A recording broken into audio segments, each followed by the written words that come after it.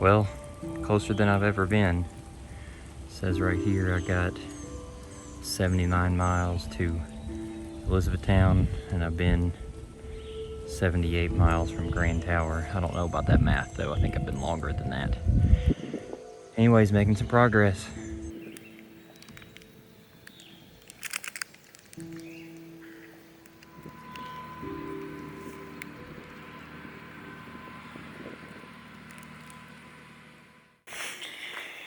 Oh, I got to experience some trail magic.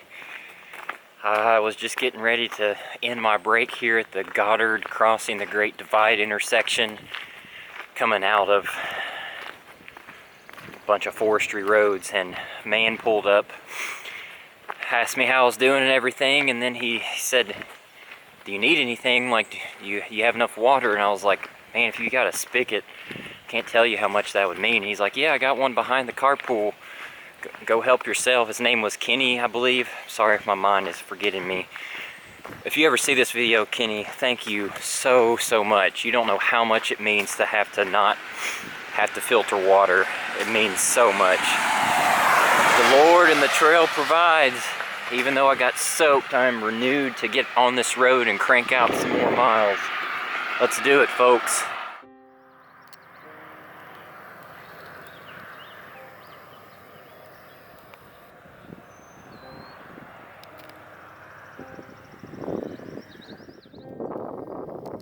Now that is a house and a half.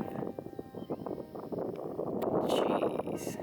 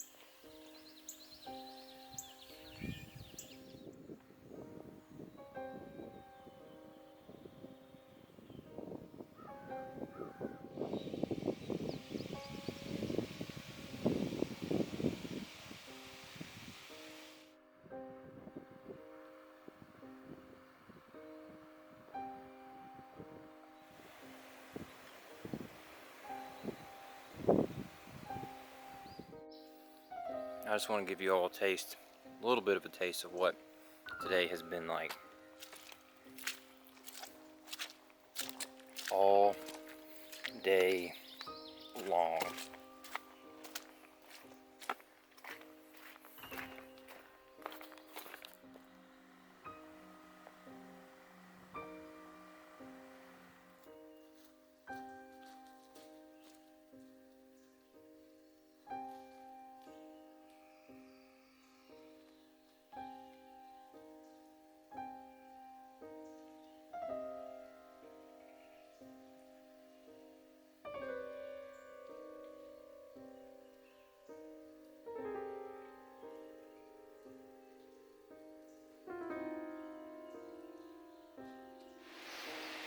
Gosh, it just never ends. Killing my pace right now. So apparently, this is called the Tin Whistle. I just got done speaking to a local during my getting lost phase for a few moments just south of Jackson Falls, and he referenced this place. It's this culvert that was built to allow horses to pass underneath the railroad tracks. Let's take a closer look.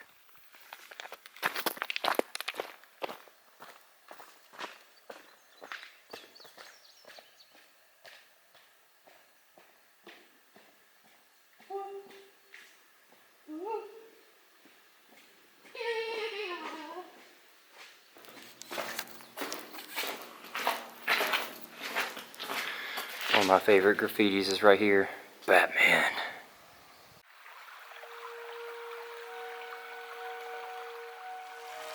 I think this is Little Bay Creek, but what's not little is this climb that I have to do to get to the top where the lake is. That is straight up. Some of these climbs on the river have been brutal.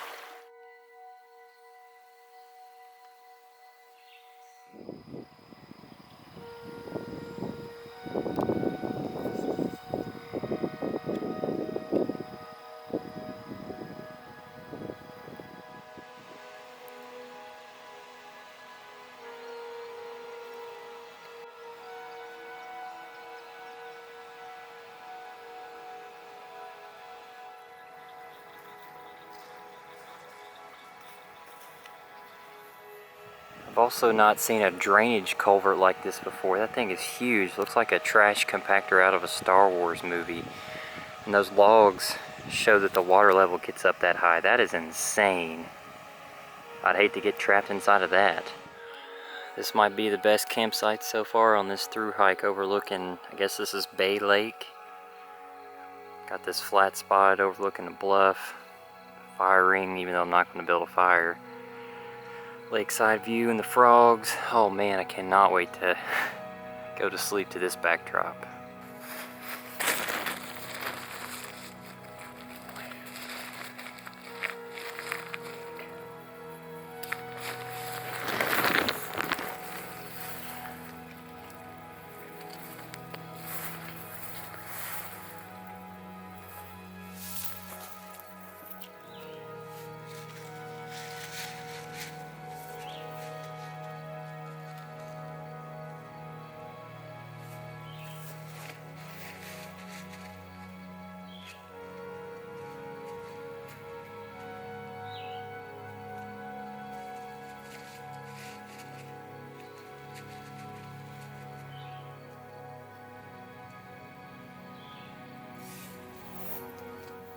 Okay, for this next shot, if you're squeamish, you might not want to look right now, but I'm just being brutally honest with what a through hike is doing to your body. So take a look at this. Bear with me for just a moment. So first thing is first, let me turn the exposure down. I never knew that I could get hamburger feet on the tops of my toes. Like, all that is wrinkled from the water. And that's not even close to showing you how bad it is on the back. And the second thing, I had some bug bites and I scratched them a little bit, and then I put my sock back on and I didn't really feel anything for the rest of the day. But now it is like an open wound. It's like oozing. Oh, it does not feel good. So yeah, I'm beat up right now. It's pretty bad. And I'm letting gas. That's fun. Well, what an end to day 4. Great campsite, but all in all, it was a sucky day. I put in just a little over 23.5 miles, and I'm about 11 miles west of Eddyville before going into the Les Creek Wilderness area. And trying to think of a lesson for today. Part of me just wants to say life is not easy, whether you're on the trail or not. Like I could try to chalk up today have some type of silver lining, but today royally sucked between the rain, everything getting drenched. I found out when I was opening my backpack that my pack liner, the moisture wicked completely through it. Sleeping bag is soaking wet. Like I can smell the ducks like from the down being wet. My hiking pole fractured. I didn't get to show you that because it was in action. Slipped on some mud and used that to catch me, and it completely, like how a bone shatters, that's what happened to it. Luckily I had some duct tape, and I'm just praying that it holds up for the rest of the trip. Then the mud, oh, it's some of the worst. I thought the shell toady was bad. This was relentless, like some new type of torture. Like, it was so bad. I just didn't even try to avoid it. I just walked through it because my feet were absolutely soaked. So yeah, sometimes accepting that fact of life can allow you to not get super bothered when those days happen, and realize that tomorrow is a new day and new mercies. Maybe it'll be better. I don't think there's going to be rain, so I'm going to stare at this view and wait for my food to rehydrate. We're almost there, guys. Over halfway. We'll see you in the morning.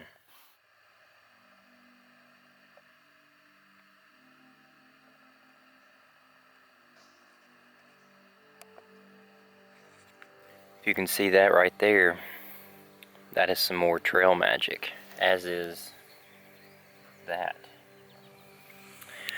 I just bumped into another local.